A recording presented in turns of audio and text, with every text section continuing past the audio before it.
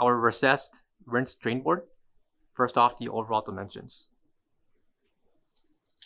From left to right, we have a length of 19.5 inches, a depth of 21 inches. 21 inches depth applies to the top and bottom lip. And for the height, we have 4 inches tall. The distance between the left and right handles will be 10 inches. Coming to the center interior is the main drain board for rinsing and cleaning. So whenever this needs to be placed onto the sink, the right handlebars and inserted onto the compartment of that sink.